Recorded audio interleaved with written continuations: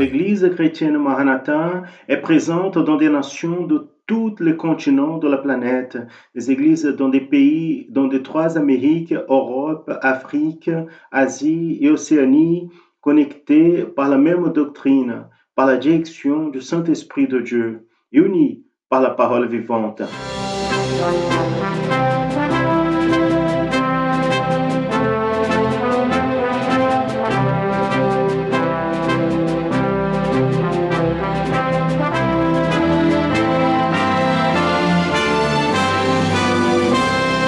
Des frères et sœurs de toutes les parties du monde participent d'un même culte, ensemble, dans un même corps, dans un même esprit.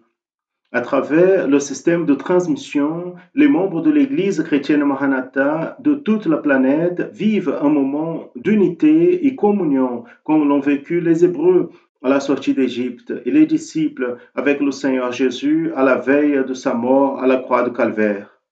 Des personnes de toutes les parties du monde sont touchées par l'évangile éternel et par le message du retour imminent du Seigneur do Jésus-Christ. Senhor Jesus.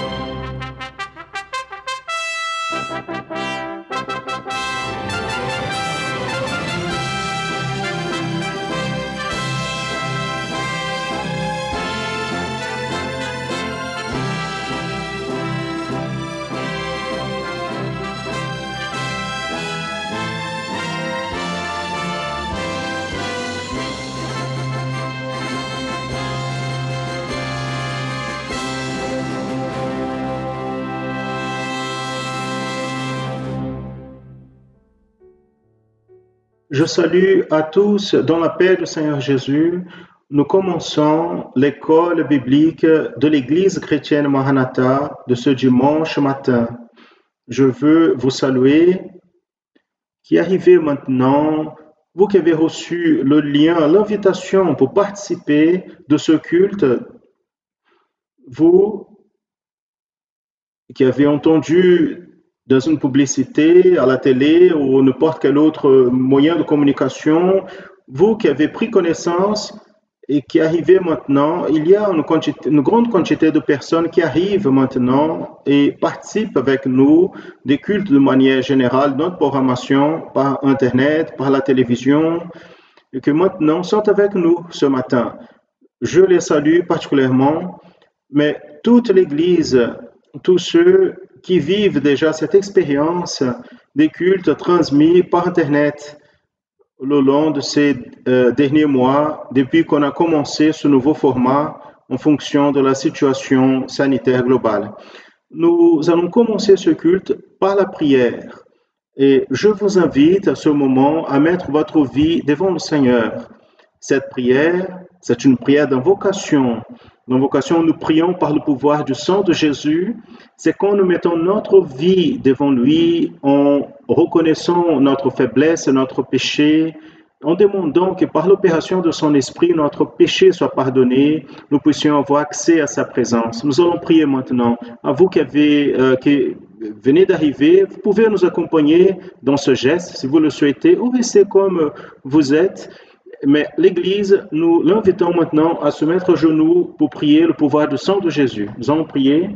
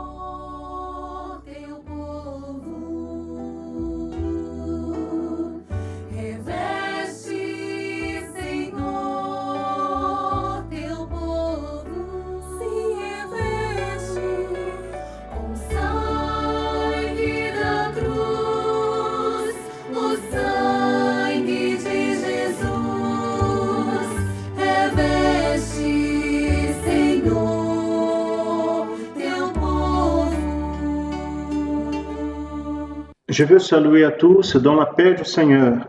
Nous sommes dans notre école biblique dominicale et avant les sujets qui sont traités dans l'école biblique dominicale, comme nous faisons d'habitude, nous allons donner quelques informations qui sont d'intérêt de toute l'Église et même de ceux qui nous écoutent ici. Et premièrement, j'aimerais vous apporter ici les informations à propos de la situation que nous vivons par rapport au COVID-19. Nous avons ici à l'étranger un nombre de 66 personnes qui ont été touchées.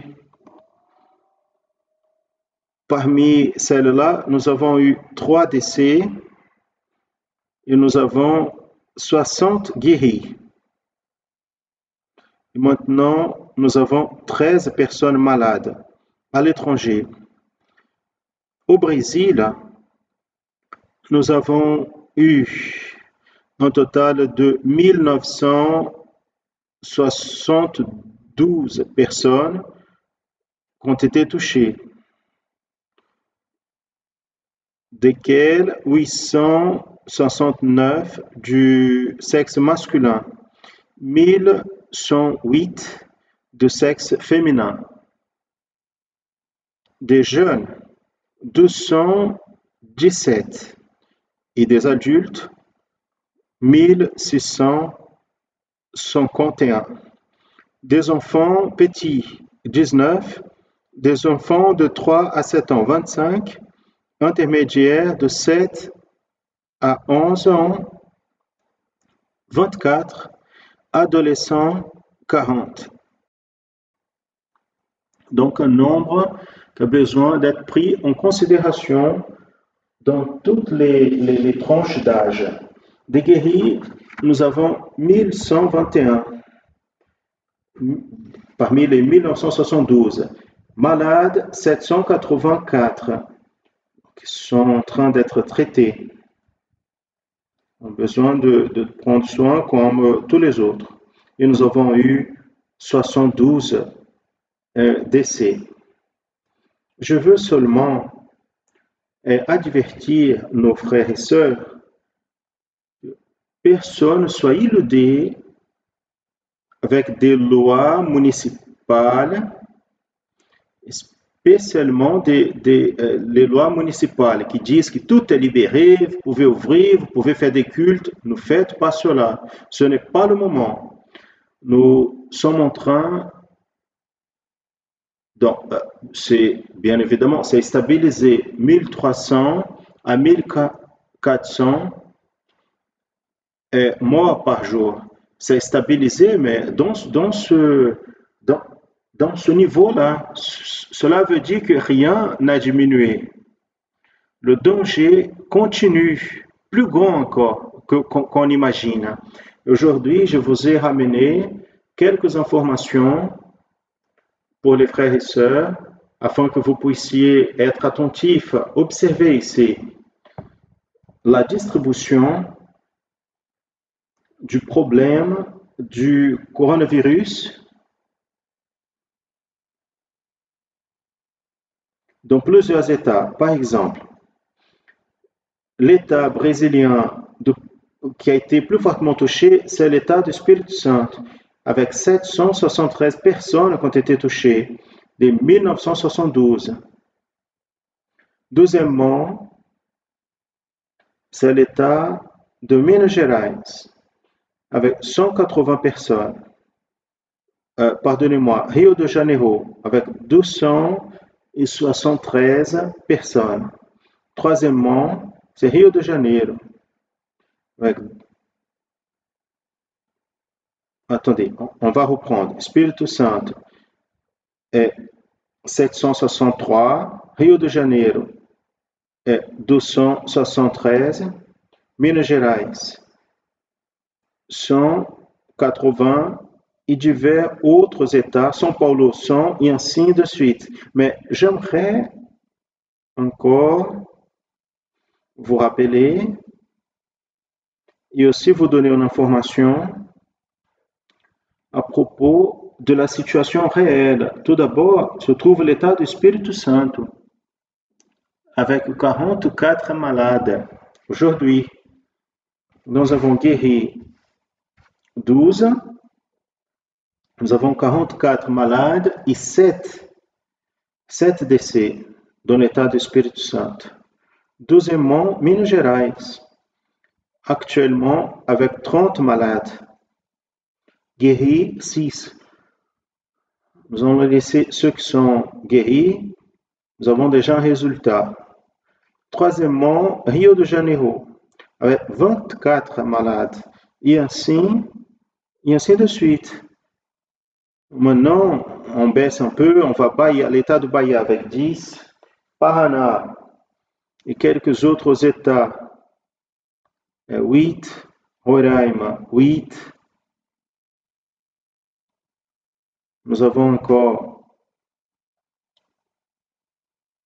cinquièmement, le Paraná. Et si on regarde un peu plus bas ici dans la liste, Santa Catarina, 6, 7, Sergipe aussi, et les autres États un peu moins, mais 3, 4, 2 et 1 sont les autres États qui n'ont pas été cités. Mais les États de plus grande incidence sont l'État du Espírito Santo pour nous ici, pour l'Église. Minas Gerais, deuxièmement, troisième, l'État de Rio de Janeiro, quatrième, Bahia.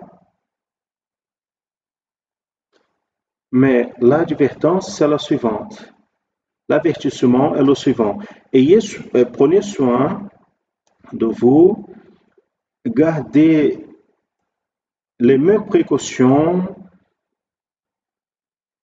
et soyez même plus vigilants maintenant, parce que les gens commencent à voir le mouvement dans les rues, les véhicules, et tout va bien, apparemment. Mais le pouvoir d'infection du coronavirus, c'est impressionnant. Et il est de simple contamination. C'est pas la peine de penser que je suis bien, je ne sens rien. C'est une autre chose que nous voulons vous souligner ici. Si vous avez un symptôme quelconque, vous qui êtes au Rio de Janeiro, ici l'État du Espírito Santo, nous avons un groupe de médecins qui attendent. On va attendre un résultat. Non, il vaut mieux prendre déjà un médicament qui peut déjà prévenir. N'attendez pas beaucoup pour consulter. Ne pensez pas que ça va passer, tout est mille merveilles. Non, c'est pas comme ça. Donc ici au presbytère, nous avons aujourd'hui quelques frères, des jeunes, qui sont en quarantaine. Donc, faites attention à ceux qu'on doit faire attention. Notre grande préoccupation est par rapport à nos frères et sœurs, nous ne pouvons pas les perdre. Maintenant, cette semaine, nous avons déjà cité ici les chiffres. Regardez bien, on ne peut pas relâcher la surveillance.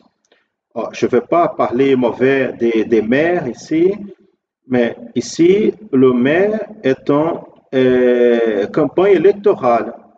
Il y a quelques pasteurs qui insistent à ouvrir les temples. Naturellement, ils savent pourquoi, mais nous n'avons pas ce besoin. Attendez jusqu'à la fin du mois, nous allons donner une orientation. Même pourquoi cela obéit à certaines orientations, à certains critères qui sont dans l'orientation du presbytère pour le début des cultes. Les pasteurs seront orientés, les messages vont être transmis aux pasteurs, les sujets, afin qu'ils puissent amener dans leurs églises. Il y a de nouveaux convertis, il y a des personnes qui veulent écouter une parole, ceux qui veulent venir à nos églises, assister à nos cultes. Donc, nous nous sommes en train de vous avertir sur ce sujet. Pas besoin de se précipiter dans ce point. N'importe quel rassemblement va apporter des problèmes pour le troupeau. Nous n'avancez pas. Donc, attendez. Le Seigneur a une orientation. Attendez. Les pasteurs, les frères qui ont des problèmes de local, de culte, cherchez un local, même pour acheter, si c'est le cas, au lieu d'être préoccupé avec location, si la personne va enlever l'église et après il n'aura pas la place. Non, cherchez un endroit, contactez le presbytère. Nous sommes intéressés même à acheter le local et laisser le frère et sœur sans préoccupation. Il va ouvrir quand cela sera nécessaire. Notre prière et avertissement, c'est de continuer à prier pour les frères et sœurs qui continuent malades, ceux qui ont perdu leurs membres de la famille, assister à ces personnes, donner l'amour, la tendresse aux veuves, à ceux qui sont restés. Nous avons l'intérêt à porter l'attention à nos frères et sœurs. Aujourd'hui, nous avons une attention à 400 personnes. Nous ne donnons pas des salaires aux pasteurs, à des ouvriers, ce sont des hommes qui ont toujours travaillé, bataillé pour le pain de chaque jour. Mais il y a des situations critiques. Quelques-uns ont perdu leur travail. Le presbytère aide, il va continuer à aider. Il y a une réserve technique destinée à cela. A été notre objectif d'avoir ça, une réserve, pour faire face à des besoins ponctuels. Et si ce besoin donc de manque de travail, de chômage d'un de nos ouvriers, nous avons l'intérêt à répondre à ces frères. Nous en avons déjà parlé sur ça, mais le sujet est délicat pour certains et nous sommes ici en train de répondre à ce qui est possible. Presque 400 personnes sont assistées là-dessus. Et nous allons continuer. Nous n'allons pas arrêter, nous n'allons pas laisser nos frères dans des difficultés, des pasteurs, des ouvriers, des hommes de foi, des personnes qui maintenant dépendent d'une aide. Cela, le presbytère, il fait, il continuera à le faire. L'œuvre ne nous appartient pas, l'œuvre est de l'Esprit. Il est fidèle, ils vont recevoir les résultats de ce travail, de cette œuvre qui est du Saint-Esprit. Aujourd'hui, nous aimerions apporter ici aux frères et sœurs quelques informations. Il y a beaucoup d'informations, y compris ici, nous avons le 0800. Afin que vous puissiez avoir une idée, cette semaine, nous avons répondu en moyenne 225 appels par jour. Le 0800 répond. Nous avons ici des nombres que les frères et sœurs allaient être étonnés.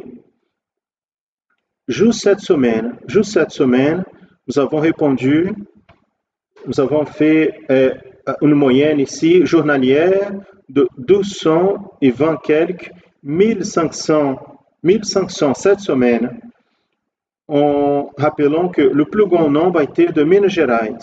Ça a été 376 personnes assistées.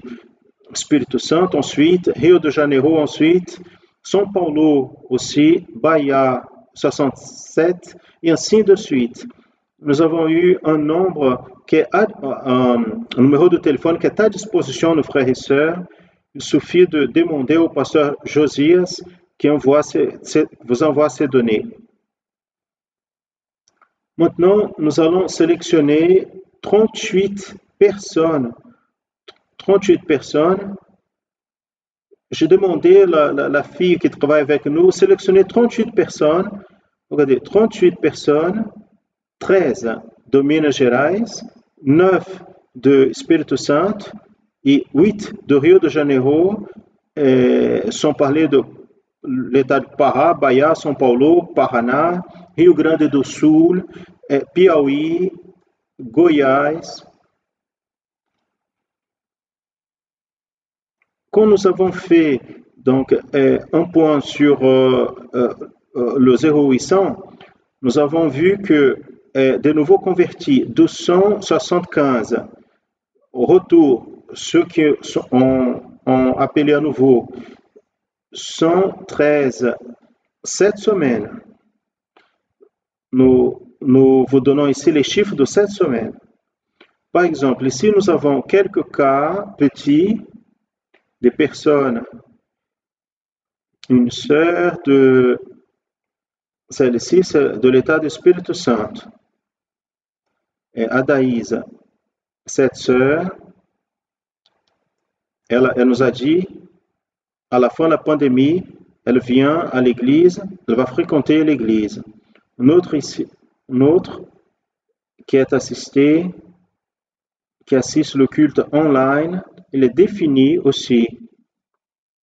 Notre sœur est Angela, de l'état du Espírito Santo. De São Paulo, il y a une personne qui parle de son époux, et elle nous avait déjà appelé, donc, et elle se met dans une situation où elle est intéressée. Il y a un autre qui a été touché, des problèmes qu'elle ne pouvait pas dormir, et elle a commencé à dormir à nouveau quand elle a commencé à regarder les cultes. Il y a un autre ici qui dit que j'ai connu donc j'ai commencé à connaître le Seigneur Jésus, même si j'ai fréquenté d'autres endroits, maintenant j'ai retrouvé ma place. Nous avons ici une compréhension. Donc une personne s'appelle Claudio, il a compris, il a besoin de se donner au Seigneur Jésus. Un autre témoignage qui dit qu'il assiste les cultes online. Quand les cultes présentiels vont revenir, il va visiter l'église. Il a un problème quelconque, un besoin, il s'est identifié. Nous avons ici d'autres témoignages qui sont cités ici. Donc, certains parlent de la doctrine. Il a compris que l'enseignement a une séquence. Il a traversé, il a suivi plusieurs prédicateurs, mais aujourd'hui, il regarde nos cultes parce qu'il voit une séquence. Donc, c'est le monsieur qui s'appelle Edoval de l'état de Piauí. Donc, c'est exactement ça. L'œuvre, c'est de doctrine, parce que le moment maintenant, c'est d'arriver à la destination. Il y a aussi d'autres noms, définitions, que Elsa est de Minas Gerais. Elle dit qu'elle est définie. Un autre dit, je ne savais pas comment c'est possible dans 2 cultes, Dieu allait changer ma vie complètement. Donc, c'est une sœur de Minas Gerais. Une autre personne ici qui se dit déviée de notre église, elle revient à l'église. Maranatha, elle est de Minas Gerais aussi. Nous avons ici quelqu'un qui assiste les transmissions à la chaîne Rede TV, elle est émerveillée. C'est un monsieur, Jean Turquette, c'est de São Paulo. Il est émerveillé. Un autre ici. Maintenant, cette personne a compris. Il s'appelle Jean-Baptiste, du District fédéral. Maintenant, à partir de maintenant, il veut appartenir à l'église chrétienne Maranatha.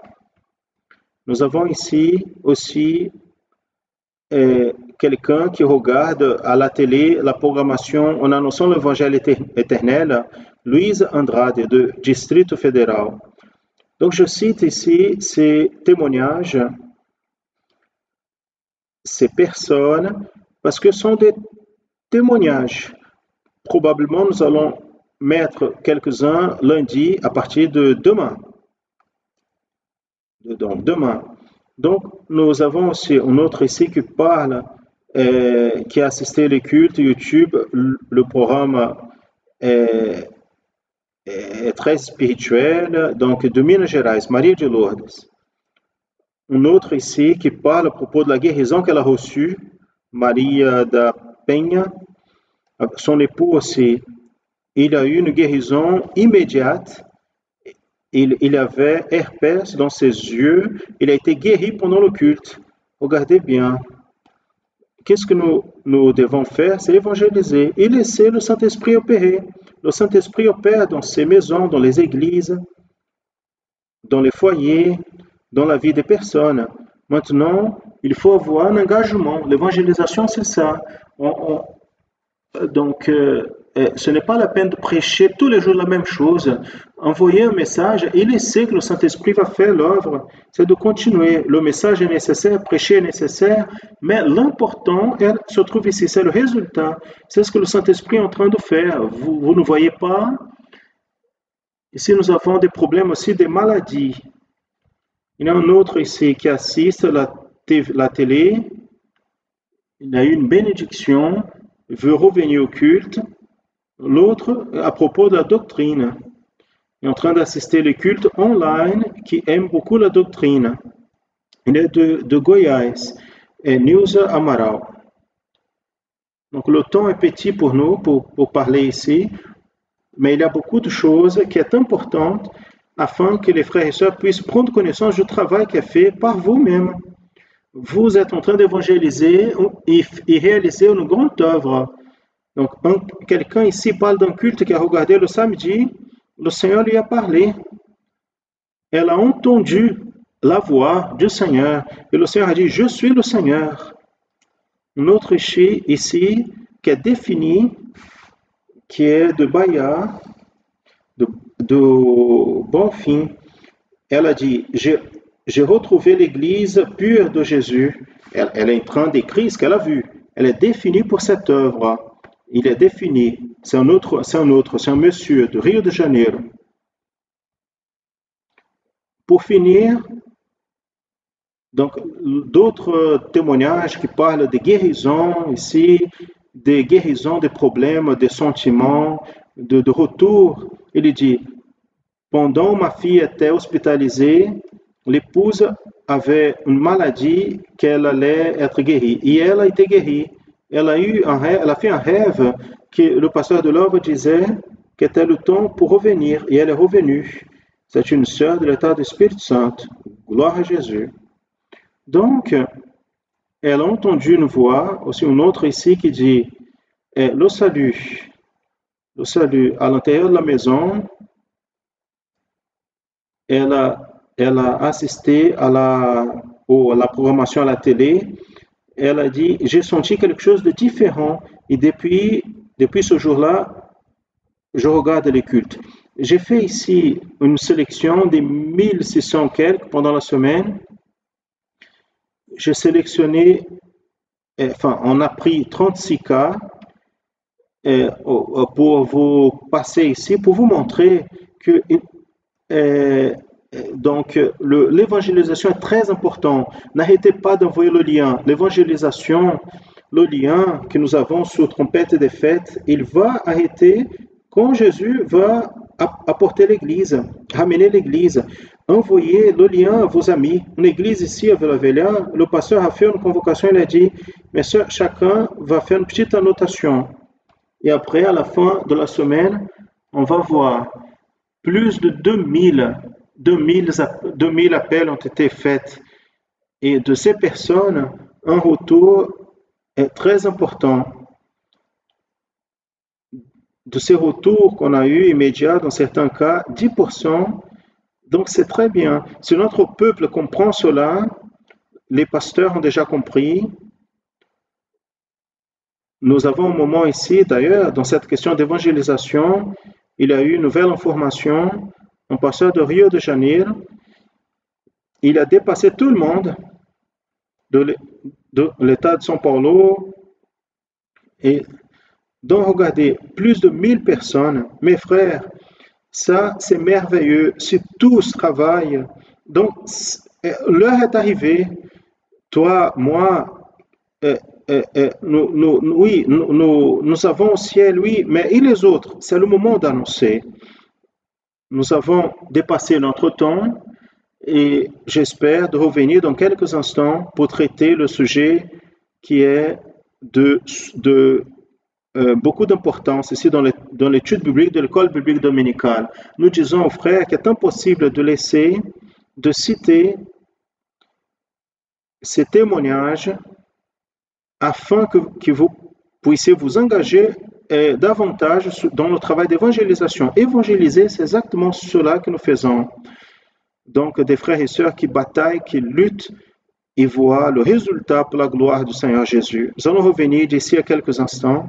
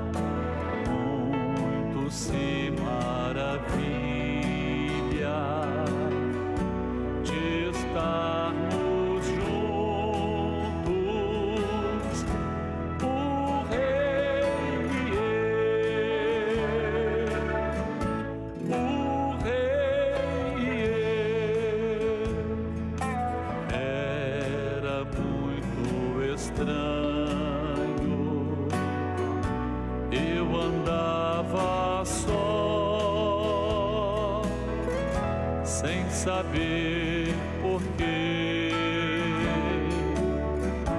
até que dia suas mãos me abraçaram, não mais estranhos, Jesus e eu, porque Ele cuida de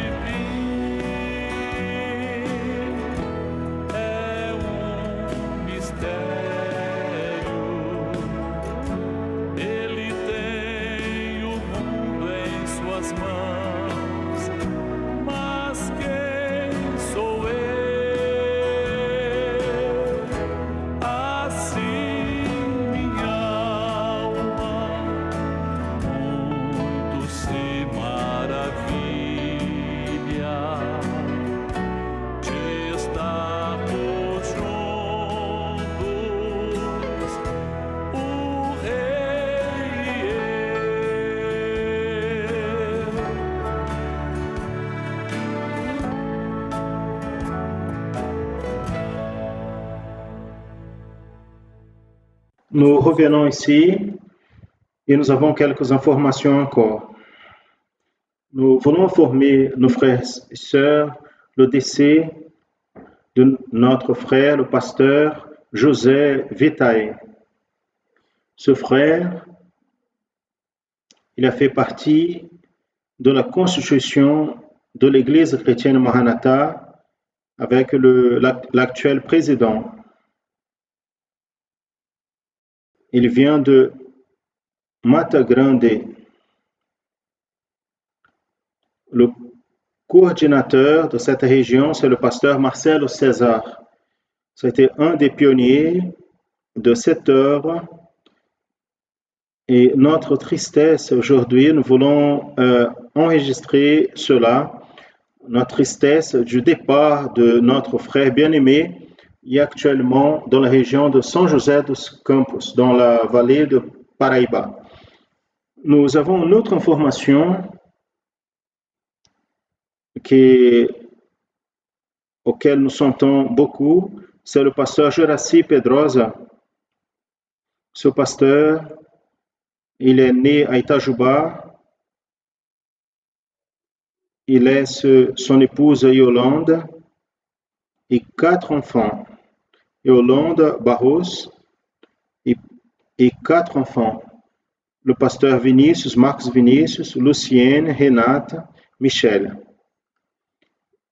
6 petits-enfants et 4 arrière-petits-enfants. Il est venu pour l'œuvre dans la décade de 90.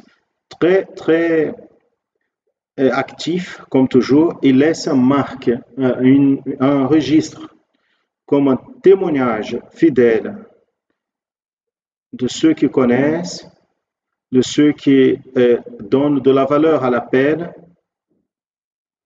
du premier jusqu'au dernier jour, et de ceux qui en vérité peuvent citer le texte de Paul, « J'ai combattu le bon combat, j'ai fini la carrière et j'ai gardé la foi ». Mes frères, c'est très difficile en ce moment pour les gens se garder fidèles au Seigneur. Les épreuves sont trop grandes, les personnes sont trop liées, associées à des intérêts personnels et la lutte pour la vie, même pour certains, les enlève de la direction. Et certains donc disent au revoir à l'œuvre en mettant ce verset. Seulement, ils oublient qu'ils n'ont pas gardé la foi. Mais ce frère et d'autres encore, fidèles au Seigneur, et nous louons notre Dieu pour ceux qui font face aux luttes, aux batailles, même les incompréhensions qui peuvent se passer n'importe quelle partie et n'importe quel endroit du monde, mais sont fidèles et permanissent comme ils restent comme des marques d'un témoignage, comme celui-ci, d'autres frères déjà cités, des serviteurs qui sont passés à l'éternité, qu'un jour nous allons nous retrouver selon le projet de Dieu. Ainsi est notre parole et notre salutation, notre droite de compagnie à ses frères et sœurs en disant que le presbytère est à disposition de leur famille, en laissant à tous le message de la part du Seigneur, ce texte qui dit de ceux qui ne sont pas préoccupés avec cette vie. Nous ne sommes pas préoccupés avec le lendemain parce que nous savons où nous allons. Et Paul dit, nous ne sommes pas comme ceux qui n'ont pas l'espérance. Nous avons l'espérance et nous allons continuer dans cette espérance merveilleuse. Aujourd'hui, cette semaine, j'ai reçu une formation très intéressante à propos de d'une église dans la ville de Vila Velha, qui parle à propos de la participation dans le travail d'évangélisation. Un nombre extraordinaire d'invitations qui ont été distribuées et aussi quelques réponses. Je ne vais pas me retenir à ça et le sujet va être traité par le pasteur Gilson. Avant, je voulais rappeler que le sujet qui est traité à propos de Eliashib, en montrant que le ministère n'est pas un jeu. Ce que l'homme, il le doit considérer comme le plus précieux. Et dans une occasion donnée, j'ai dit que le ministère est plus grand que la vie. Et quand nous disons que la vie devant les intérêts de la famille, des affaires, nous pouvons dire des sociétés, tout cela devant le ministère, nous laissons le ministère à côté et nous commençons à faire ce que nous pensons c'est de notre plus grande convenience. Dans cette œuvre, le ministère, c'est de l'esprit. Quand nous voyons l'abandon, c'est parce que le prophétique a été oublié. Parce que nous sommes appelés à observer, les frères et sœurs, nous sommes appelés par prophétie, avec une position de main de presbytère. Les frères qui acceptent, ils se mettent à genoux, ils font une confession de foi devant l'Église, devant leur famille et principalement devant le Saint-Esprit. Donc, nous sommes devant une grande responsabilité. Nous ne pouvons pas dire que nous ne savions pas ce que nous devons savoir. Nous ne pouvons pas renier ceux vers lesquels nous avons été appelés sur n'importe quel prétexte. Eliashib avait un prétexte. Il s'est mélangé avec Tobija, il s'est apparenté. Mes frères, cette question de famille, c'est très sérieux. Il y a des frères qui, en vérité, ils s'associent à leur famille. Le moment, c'est pas pour ça. Nous devons être dans notre position. Chaque personne qui a reçu une bénédiction doit se garder. Personne ne va empêcher la sortie de quelques-uns, ce qui est naturel. À chaque fois que l'œuvre, elle fait un saut dans ces 50 et quelques-uns années, il n'a pas eu des moments où il n'a pas eu une résistance à la doctrine, à l'enseignement, à la direction. Maintenant, par rapport à l'évangélisation, il y a un changement de position que nous voyons, les résultats. Il y a ceux qui ne comprennent pas, ceux qui dans leur convenience aussi. Cela n'est pas un problème qui nous préoccupe. Nous allons continuer comme nous avons toujours été et où nous étions, parce que tout cela fait partie de l'Évangile. Et aujourd'hui, nous avons une réponse ici. Une des réponses, les dons spirituels. Les dons spirituels n'existaient pas à l'Ancien Testament. N'existaient pas les dons spirituels à l'Ancien Testament. C'est la plus grande affirmation erronée des personnes qui ne savent pas ce que c'est la révélation. N'existait pas le roi, le prophète, n'existait pas le sacrificateur sans don. Ça n'existait pas. L'Urim et Tumim, c'était la révélation. À l'Ancien Testament, le Saint-Esprit, il n'a pas été versé comme au Nouveau Testament. Donc, vous voyez bien. Mais il venait sur le prophète, sur le sacrificateur, et spécialement sur le sacrificateur. Pourquoi? Parce que le sacrificateur, il devait répondre aux déterminations du Saint-Esprit. À l'Ancien Testament, nous voyons les tresses de Samson qui symbolisaient les 7 esprits de Dieu. Donc, ce sont les opérations du Saint-Esprit de Dieu. Elles se trouvent à l'Ancien Testament, elles sont claires. Et dans la perte de cela, l'homme, il se perd. À l'Ancien Testament, il se perd tout. Le ministère, il se perd quand on abandonne le prophétique. Quand on abandonne le prophétique, on tombe dans la lettre, et la lettre, c'est la raison de l'homme. Et l'homme, dans sa raison, il va vers le noir. Donc, je voulais montrer ceci à nos frères et sœurs. Je passe maintenant la parole au pasteur Juste, qui a la réponse à presque 1000 participations des frères et sœurs qui nous ont envoyé leur contribution, n'est-ce pas, pour cette école biblique dominicale d'aujourd'hui. Je veux dire à nos frères et sœurs que je suis en train de vous parler directement par téléphone. Je n'ai pas une autre alternative. Nous avons eu un besoin ici, un frère qui faisait cette partie technique.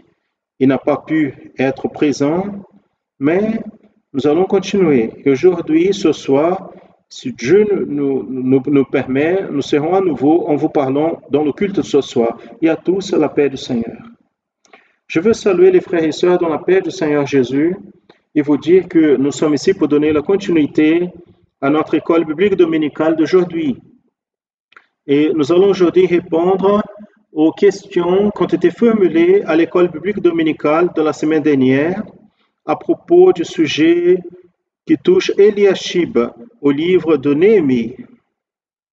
Et ces questions et les réponses à ces questions ont compté avec la collaboration des frères et sœurs qui nous ont envoyé, aussi bien au Brésil comme à l'étranger, qu'aujourd'hui, nous allons ici transmettre les réponses basées sur les contributions que les frères et sœurs nous ont envoyées en répondant de manière profonde, merveilleuse, avec beaucoup de connaissances à propos du sujet. Même, nous avons reçu, pas seulement au Brésil comme à l'étranger, quelques vidéos que nous allons partager quelques-uns ici dans cette école biblique dominicale. Nous allons donc à notre première question. La première question à être répondue aujourd'hui, elle est dit comme ça. La question 1A. En se rappelant d'une partie des études faites l'année 2019 dans le chapitre 13 du livre de Néhémie, répondez aux questions suivantes. 1. En revoyant à la fin de la triste histoire du ministère sacerdotal d'Eliashib, lettre A, citer ses désobéissances et les résultats de ces désobéissances dans sa vie et dans la vie de son peuple. Et pour nous avoir la réponse, nous allons compter avec la réponse qui a été envoyée par notre sœur, la sœur Betsedet, qui est du groupe de jeunes de l'église de Puebla au Mexique. Elle va répondre en langue espagnole. Se trouve le pasteur Alfredo Salgueiro. Elle donnera la réponse à cette première question. Les Ammonites et Moabites ne pouvaient pas entrer dans l'Assemblée de Dieu. Eliashib, il s'est apparenté avec Tobija. Tobija représente le monde, la raison, la religion et les ennemis. Eliashib a perdu le discernement et n'a pas donné de la valeur à son sacerdoce. Il a changé le spirituel pour le matériel. Dans le verset 7, nous pouvons trouver qu'il parle à propos de la perte. Et pendant que le verset 13, nous pouvons voir qu'il parle la conséquence du péché dans sa vie. Il a perdu le sacerdoce. Pendant le verset 5, nous pouvons retrouver celui qui a retiré le spirituel. Donc, Dieu vous bénisse, mes frères et sœurs. Nous vous envoyons les salutations de l'église Puebla du Mexique. Mes frères et sœurs, l'intéressant de cette réponse, c'est que voici les désobéissances d'Eliashib. Il transmet ses erreurs à ses enfants, il a contaminé le sacerdoce, il a perdu le sacerdoce. Et cela a apporté naturellement quelques conséquences, quelques résultats pour sa vie et pour la vie de tout le peuple d'Israël, selon les textes qui font référence à ces conséquences. Dans le livre de Néhémie, au chapitre 13, que vous pouvez lire et nous envoyer ces contributions. Une se trouve aussi exactement dans la question du mélange, le mélange avec les femmes étrangères et les mariages ont apporté de grands préjudices au peuple. Aussi, les enfants qui sont nés de ces mariages sont des enfants qui n'avaient plus le même langage. Ils ne parlaient plus la langue des Hébreux, mais ils parlaient moyen asdodite et moyen juif. Et avec cela, les résultats sont apparus de manière négative sur le peuple dans ces jours-là à cause de cette déviation dans le ministère d'Eliashib, selon notre question, la désobéissance et les conséquences. Naturellement, Eliashib, il a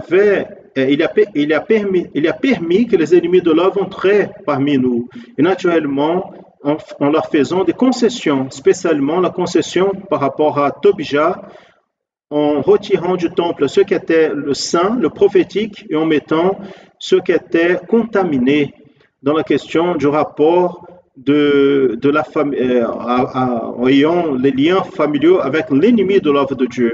Naturellement, nous avons quelques participations des frères et sœurs qui nous ont envoyés de l'étranger, au Brésil. Nous avons ici une église aux États-Unis, de la région de la Floride, pasteur Ario de Chebe.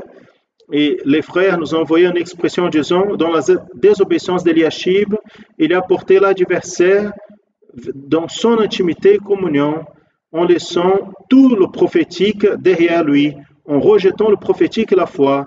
Il n'avait plus le discernement et la sagesse.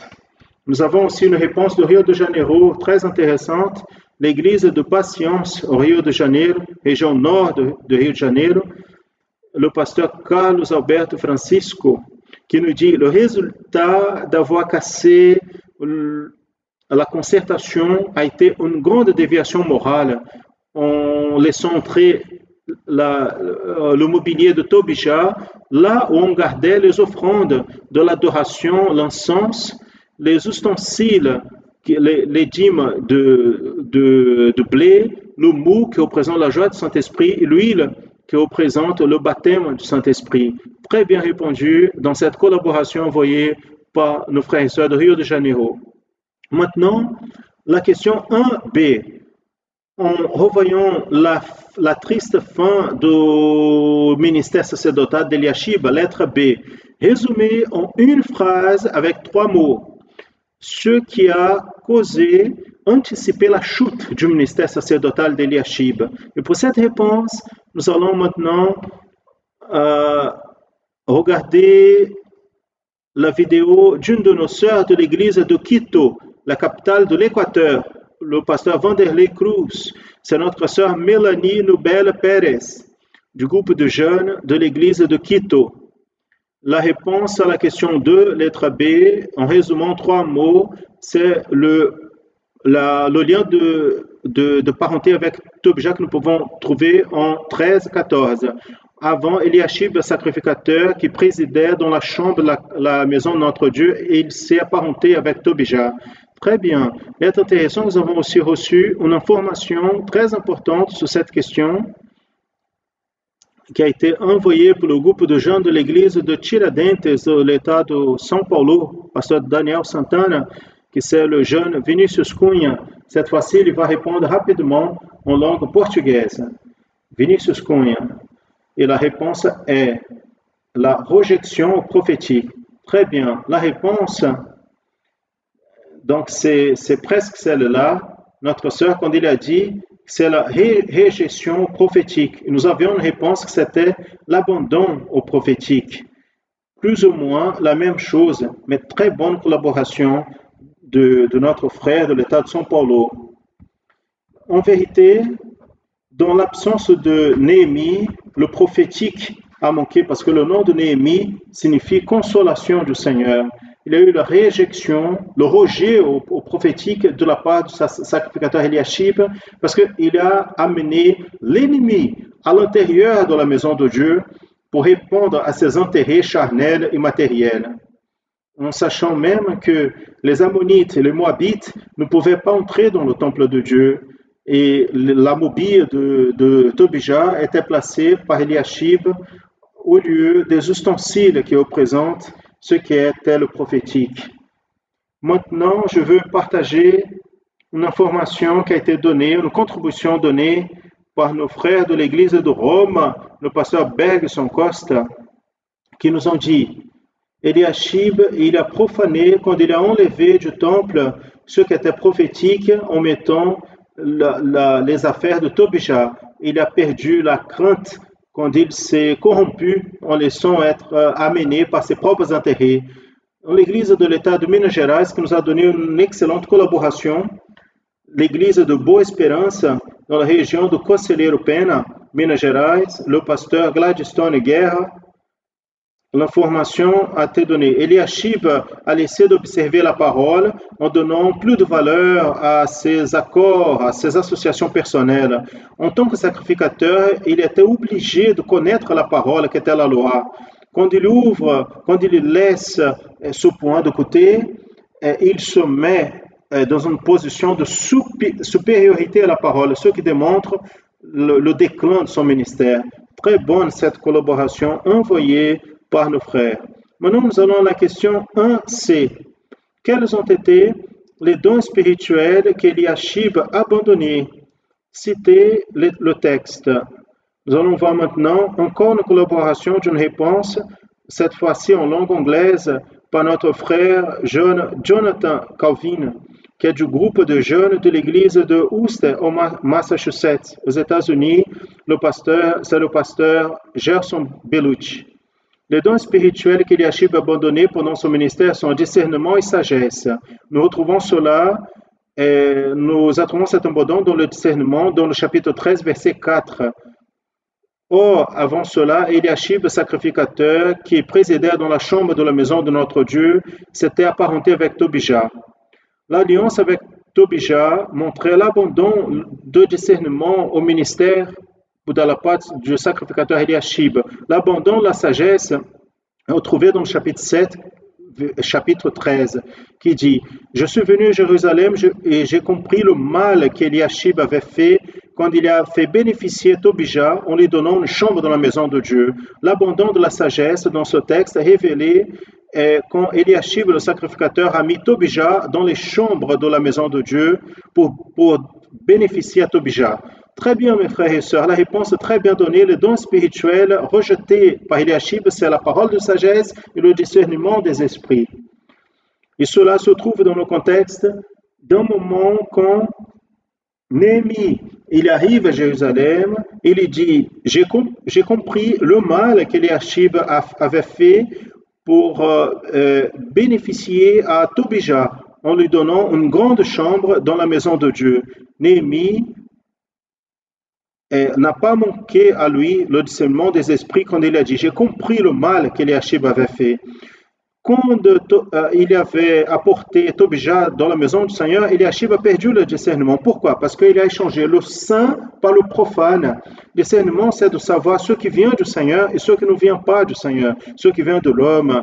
C'est pour cela que le soin avec le don spirituel dans la question de discernement d'esprit.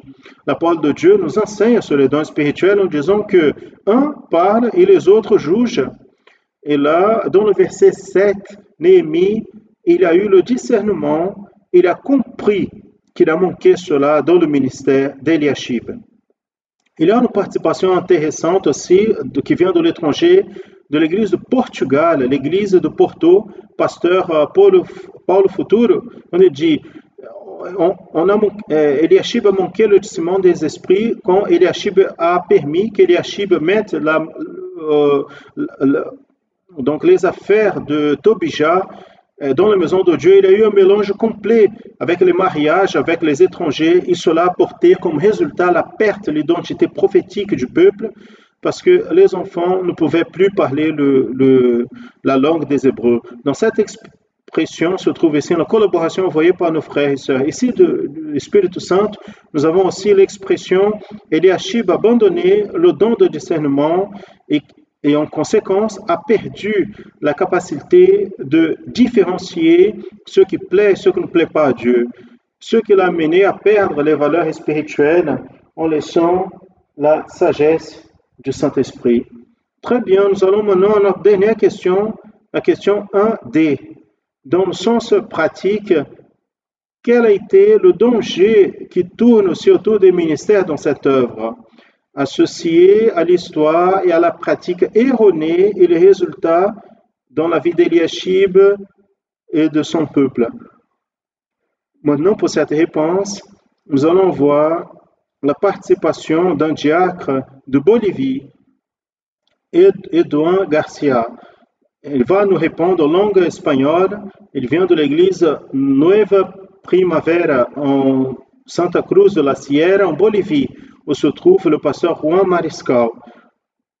Donc le frère va nous apporter la réponse à la dernière question. Pendant que le danger qui aujourd'hui tourne autour des ministères, nous pouvons voir le danger de manque de gouvernement, le danger de s'éloigner de la révélation et permettre que les choses du monde entrent et contaminent le sacerdoce. Aussi, nous pouvons voir le danger à entrer dans un écuménisme, aussi dans des doctrines comme la louange, et aussi le danger de permettre avec ceux qui ne viennent pas du Seigneur. Mes frères et sœurs, c'est très intéressant la relation des dangers qui vise le ministère de cette œuvre dans le sens pratique, Parce que quand le ministère ne donne pas de la valeur à la révélation, à la prophétie, ce qui vient de Dieu cesse d'exister dans ce ministère. Il commence à exister la raison. Et cela, le peuple qui suit ce ministère dans la raison, il va se corrompre. Eliashib est un type de ministère qui perd la bénédiction et reste dans la raison humaine. Il passe maintenant à pratiquer la religion sans révélation. Maintenant, il va être rempli de sa propre volonté, n'accepte plus les enseignements de l'éternité, il perd la discipline et il transforme le saint dans le profane. Il ramène le monde à l'intérieur de l'Église, il défigure l'œuvre de Dieu, il se convainc à soi-même et à quelques-uns du peuple que sa volonté est meilleure que la volonté du Seigneur. Naturellement, nous devons avoir soin et la sagesse pour faire cette différence entre ce qui est de la volonté de l'homme et ce qui est de la volonté de Dieu, entre quelque chose qui est de la religion et l'œuvre du Saint-Esprit, entre ce qui est saint et ce qui est le profane. Là, en vérité, la pratique erronée d'Eliashib, il a donné la priorité aux problèmes de sa famille en laissant que le mobilier de Tobija prenne la place des mobiliers qui étaient utilisés pour cultuer le Seigneur. Les résultats dans la vie d'Eliashib, c'est qu'il a fini pour être remplacé. Et le texte dit remplacé par des hommes fidèles, parce qu'il a laissé d'être fidèle. Et par rapport au peuple, le préjudice est venu pour le culte, pour l'adoration, principalement pour ceux qui étaient spirituels. Parce que les adorateurs, les Lévites, ils ont eu de préjudice parce qu'ils ont dû revenir à leur terre. Le peuple a cessé d'avoir la crainte pour la parole, conforme on voit dans le chapitre 13. Ce qui a engendré l'association du peuple de Dieu avec d'autres peuples, ce qui s'appelle le mélange. Et je veux ici laisser quelques contributions aussi qui nous ont été envoyées de l'Église du Canada. Le Canada, c'est l'Église de Toronto, Ezio Ligos. Ils nous ont envoyé une collaboration très bonne qui nous dit danger A, inversion de le spirituel pour le matériel. B, le mépris pour les dons, la prophétie, sans crainte, sans sagesse, sans discernement, des pratiques erronées. Il a transféré ses erreurs vers ses enfants. Il a contaminé le sacerdoce en perdant le royaume et le sacerdoce. Ainsi, mes frères, nous terminons ici cette contribution faite ici dans cette école biblique dominicale sur ce sujet très important, Eliashib, un ministère qui a chuté, un ministère qui a été cité dans le livre de Néhémie comme un exemple pour nos jours d'aujourd'hui, afin que ces choses ne se passent pas parmi nous. Ainsi, nous allons maintenant passer à la prochaine séquence dans laquelle nous allons prier pour nos enfants intermédiaires et adolescents. Pendant que nous allons prier pour les enfants petits de 0 à 3 ans et nos frères enceintes. Nous demandons que les frères qui peuvent puissent se mettre en position d'avoir la prière pour prier au Seigneur notre Dieu. Prions. Seigneur notre Dieu, notre Père, nous prions à toi. Nous demandons ta bénédiction, Seigneur, en faveur de chaque enfant, chaque intermédiaire, chaque adolescent, et aussi les enfants petits de 0 à 3 ans. Bénis, Seigneur, afin qu'ils puissent grandir dans la connaissance du Seigneur et aussi profiter de cette école biblique pour apprendre de toi dans la partie liée à l'étude pour les enfants. Bénis aussi, Seigneur, tes servantes qui sont saintes en les délivrant, donnant le soutien, la santé physique et spirituelle. Nous prions au nom du Seigneur Jésus. Amen. Amen, mes frères et sœurs. La paix du Seigneur Jésus. Nous allons parler aujourd'hui sur une thématique très importante, la thématique de Jésus comme roi. Et pour cela, nous allons ouvrir la Bible en 1 Roi, chapitre 1er, verset 31. Nous allons lire avec moi. Alors, Bathsheba s'est inclinée avec le visage par terre et s'est prosternée devant le roi et a dit, « Vive le roi David, mon Seigneur, pour toujours. » Donc, notre Église à laquelle nous appartenons, nous allons poser la question aux enfants. Les enfants, vous savez quel est le nom de notre Église? Notre Église, c'est chrétienne Maranatha. Et notre Église, elle a été fondée, elle a été créée et était fondée en qui, vous savez, accompagnez ici avec moi, elle est fondée en Jésus. Jésus est notre ferme fondement. Notre Église, elle est affermie et fondée par Jésus. Et Jésus est notre roi. Et qu'est-ce que le roi il a? Il y a une armée, et l'armée, c'est l'Église fidèle. Et le roi aussi, il y a des soldats dans cette armée. Chacun de nous sommes des soldats. Je suis un soldat, toi tu es un soldat du Seigneur Jésus. Donc, afin de comprendre mieux cette histoire, nous allons mettre l'exemple de la vie du roi David. Vous vous rappelez qui a été le roi David? Et David a été un serviteur obéissant au Seigneur. Le roi David a régné en Israël pendant plusieurs années et dans son royaume, il a été le roi qui n'a pas connu de défaite. Il avait une armée. Regardez combien de soldats le roi David avait. Mais un certain jour, un soldat appelé Amasaï a dit, nous sommes à toi, ô David.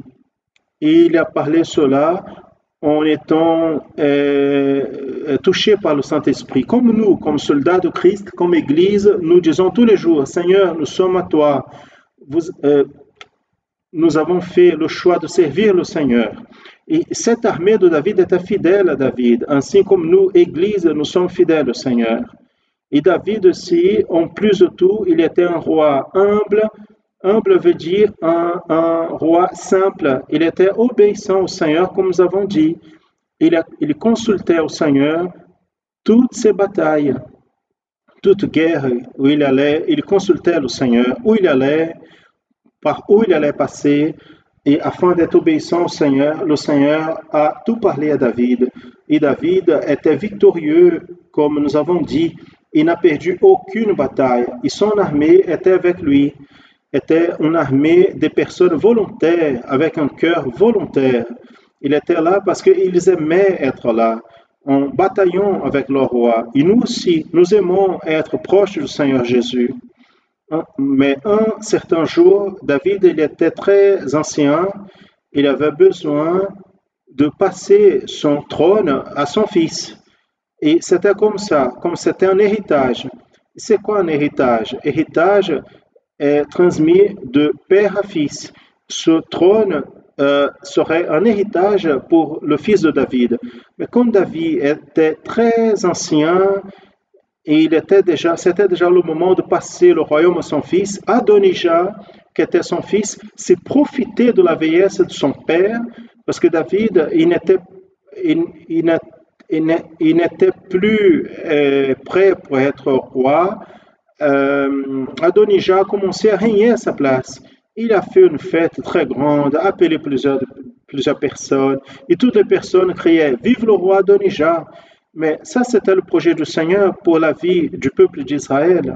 Non, ce projet n'était pas le projet du Seigneur pour le peuple d'Israël, parce que le projet était un autre. C'était un autre fils de David qui s'appelait Salomon. Parce que David, il avait un cœur qui plaisait au Seigneur. Et ainsi, David voyait le Seigneur. Donc, avec un cœur qui plaisait au Seigneur, il a prié au Seigneur, il a mis dans son cœur de donner le royaume à Salomon. Et le Seigneur c'est plus de cela. Le Seigneur a béni Salomon. Pendant cela, David, il était là, couché dans sa chambre. La mère de Salomon arrive, Bathsheba, il dit, David, certainement ton fils Salomon régnera après toi. Parce que ça, c'était le projet de Dieu pour la vie du peuple. Et elle a dit, mais Adonijah règne à sa place. Pendant qu'elle dit cela, le prophète Nathan arrive et David a dit au prophète Nathan, va et oint Salomon comme roi. Et alors, la mère de Salomon est devenue très joyeuse et elle a dit, vive le roi David, mon Seigneur, pour toujours. Pourquoi? Parce que Salomon a été un roi et encore un souhait du Seigneur s'est accompli. Et notre roi ici, c'est qui? Notre roi, c'est le Seigneur Jésus. Le Seigneur Jésus, il est venu comme roi pour chercher une église. Et c'est quoi cette Église? Cette Église, c'est une armée du Seigneur, c'est l'Église fidèle qui se prépare pour avoir une rencontre avec ce roi, une rencontre d'un corps glorifié.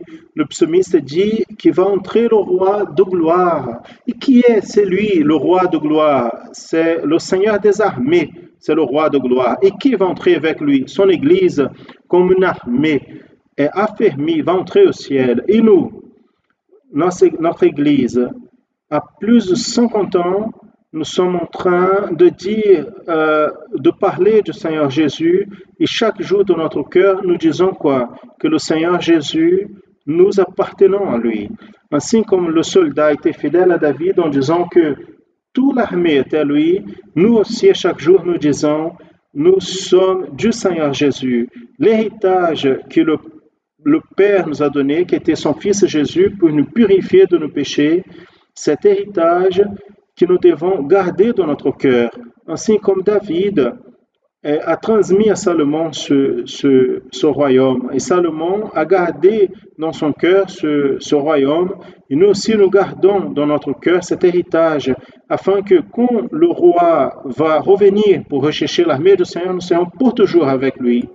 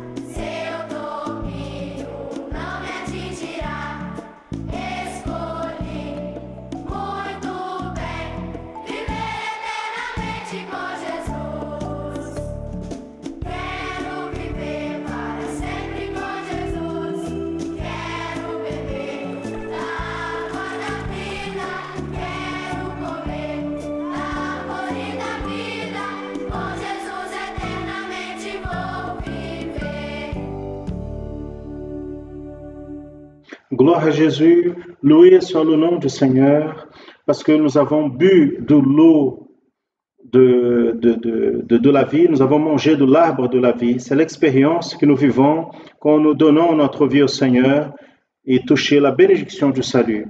Nous passons maintenant aux questions afin que vous puissiez vous préparer pour la semaine prochaine. Nous recommandons aux pasteurs qu'ils puissent travailler avec leurs jeunes, qu'ils puissent envoyer les contributions. Vous pouvez enregistrer la vidéo et envoyer à contact@radiomanaim.com.br la vidéo de vos jeunes qui participent. Quelques-uns vont être passés dans nos écoles bibliques dominicales, d'autres vont être dans notre site. Il y a une programmation pour qu'il soit transmis pendant le culte, pendant la semaine. Nous passons aux questions la semaine prochaine. Première question. En lisant le texte dans le livre de 1 Samuel, chapitre 17, versets 32 à 54, à propos des épreuves trouvées pour David contre le lion, l'ours et le géant Goliath, avant de prendre le royaume, quelle a été la plus grande? Donc vous allez lire ce texte qui est placé ici, 1 Samuel, chapitre 17, versets 32 à 54. Dans ce texte, on va lire l'expérience de la bataille contre le géant Goliath. La question est à propos des épreuves que David a fait face contre le lion, l'ours et le géant Goliath, quand ces trois ennemis, et ces batailles sont passées avant d'assumer le royaume. La question est, quelle a été la plus grande bataille, la plus difficile que David a fait face? Passons à la deuxième question. Quels ont été les instruments prophétiques utilisés par David dans la lutte contre Goliath? Citez les instruments et son application prophétique pour nos jours. Je vais reprendre la question. Quels ont été les instruments, les ressources prophétiques? Donc David a utilisé des ressources dans la bataille. Quelles ont été ces ressources, n'est-ce pas, qu'il a utilisées dans la lutte contre le géant Goliath? Vous allez citer ces ressources, ces instruments, et vous allez faire l'application prophétique dans nos jours, chaque ressource et chaque application. Nous allons maintenant à la troisième question pour la semaine prochaine. Allons-y. Citez 3 similitudes entre le roi David et Jésus. Et donnez les textes. Donc, citez 3 similitudes prophétiques entre le roi David et le roi Jésus et pointez les textes. Naturellement, cette troisième question ne se résume pas seulement à ce texte. Vous pouvez trouver d'autres similitudes prophétiques dans ce texte, mais éventuellement, vous pouvez même aller plus loin dans l'histoire du roi David au premier livre de Samuel. Vous pouvez chercher d'autres similitudes prophétiques parce que David est un type du Seigneur Jésus, donc ceux qui n'ont pas péché. Très bien, voici les questions pour la semaine prochaine. Nous voulons rappeler aux frères et sœurs, et le pasteur Jodetti a parlé sur cela, le numéro 0800, qui est toujours disponible, 0800 707 30 76. C'est un numéro au Brésil adressé à des personnes qui ne sont pas encore membres de l'Église chrétienne Maranatha, mais qui ont besoin d'une assistance, d'une parole de la part du Seigneur 24 heures par jour. C'est un appel gratuit. Les personnes peuvent appeler parce qu'il y a un groupe de personnes qui sont là, prêts à répondre. Nous voulons aussi rappeler nos réseaux sociaux.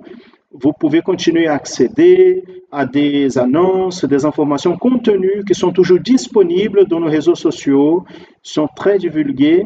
Et nous voulons rappeler aussi que d'ici peu, à 14 heures, l'heure du Brésil, nous allons avoir la retransmission par la chaîne Rede TV et Rede Brasil de télévision, la programmation en annonçant l'évangile éternel.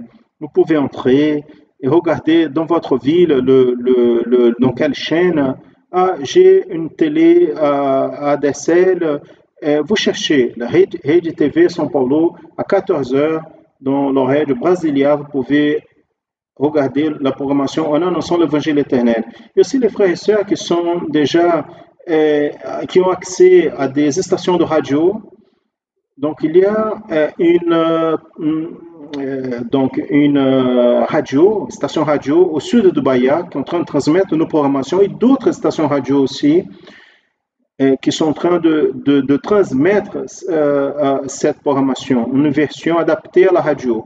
Et nous rappelons aussi, pour le culte le soir à 20h par ce canal YouTube, vous qui avez reçu l'invitation, vous participez de ce culte-là maintenant en fonction de l'invitation, nous renouvelons l'invitation pour ce même canal, Église chrétienne Maranatha, à 20h, pour regarder un culte. C'est un culte court, une parole spéciale de la part du Seigneur qui va être transmise ce soir, qui certainement va parler profondément à ton cœur. Nous allons prier et remettre sur l'autel du Seigneur l'école biblique dominicale de ce matin. Nous allons prier.